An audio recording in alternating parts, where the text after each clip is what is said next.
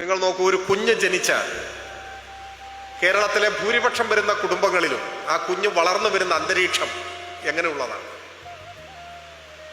കൊച്ചുകുട്ടികൾ ഭക്ഷണം കഴിക്കാതെ വാശി പിടിച്ച് കരയുന്ന സമയത്ത് ഏതാണ്ട് സർവ്വസാധാരണമായി കുഞ്ഞുങ്ങളെ ഭക്ഷണം കഴിപ്പിക്കാൻ ഉപയോഗിക്കുന്നത് കാർട്ടൂൺ ചാനലല്ലേ?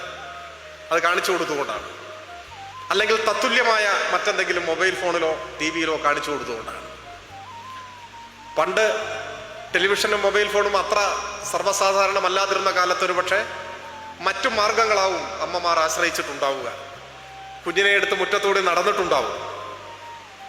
അപ്പോൾ തൻ്റെ ചുറ്റുമുള്ള വൃക്ഷങ്ങളും ചെടികളും പൂക്കളും കാറ്റും മഴയും ഒക്കെ കാണുകയോ അറിയുകയോ ചെയ്യാനൊരു അവസരം കിട്ടിയിട്ടുണ്ടാവാം. രാത്രി കുഞ്ഞിനെയും എടുത്ത് മുറ്റത്ത് ഉലാത്തുമ്പോൾ ആകാശം കണ്ടിട്ടുണ്ടാവാം. ആകാശത്തിലെ നക്ഷത്രങ്ങൾ കണ്ണു ചിമ്മുന്നത് കണ്ട് വിസ്മയിച്ചിട്ടുണ്ടാവാം. നമ്മുടെ കുടുംബങ്ങളിലെ കുഞ്ഞുങ്ങളിൽ എത്ര പേർ ആകാശം കണ്ടിട്ടുണ്ട്? എത്ര പേർ പൂക്കളും ചെടികളും പക്ഷികളും അവർക്ക് പരിചിതരായ ചെടികളും പക്ഷികളും പൂക്കളും ഒക്കെ ഉണ്ട്?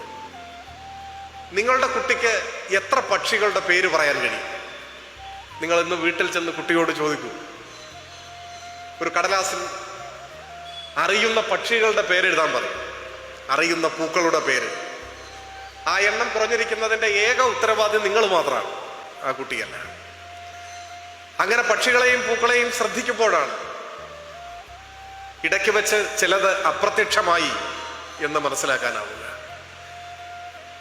വീട്ടിൽ കാർട്ടൂൺ ചാനൽ കാണിച്ച് ഭക്ഷണം കൊടുത്ത് നല്ലതുപോലെ ആരോഗ്യമുള്ളവനായി ഉള്ളവളായി കുഞ്ഞു വളർന്ന് സ്കൂളിൽ ചേർന്ന് കഴിയുമ്പോൾ നാം മുറ്റത്തു നിന്ന് തന്നെ സ്കൂൾ ബസ്സിൽ കയറ്റി കുട്ടിയെ സ്കൂളിലേക്ക് അയക്കും.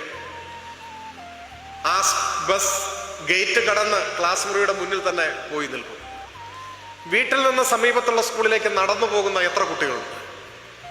ആ നടത്തം ആ കുഞ്ഞിൻ്റെ മാനസിക വളർച്ചയിൽ, വ്യക്തിത്വ രൂപീകരണത്തിൽ വരുത്തുന്ന പങ്ക് എത്ര വലുതാണ്?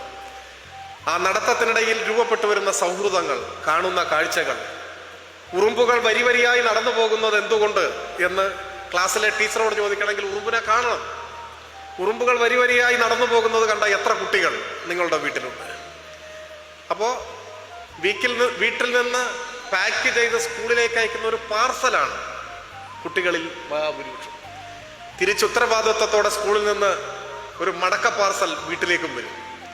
വീട്ടിനകത്ത് സുരക്ഷിതമായ വീടും നല്ല സൗകര്യങ്ങളും ഉള്ളത് കൊണ്ട് തന്നെ വീടിൻ്റെ പുറത്തേക്ക് ഇറങ്ങേണ്ട അത്യാവശ്യങ്ങളില്ല, വീടിനകത്ത് തന്നെ വളരുകയും ചെയ്യും. ഇങ്ങനെ ഒരു തലമുറ വളർന്നു വരുന്നത് അതിൻ്റെ ഏക ഉത്തരവാദികൾ രക്ഷിതാക്കളാണ്, ഇന്നത്തെ രക്ഷിതാക്കളാണ്.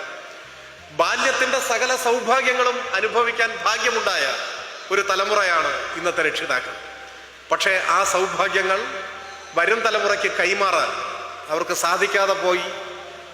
അങ്ങനെ അവരുടെ കാഴ്ചപ്പാടുകളും വീക്ഷണങ്ങളും മുരടിച്ചു പോയി എന്നതാണ് വസ്തുത.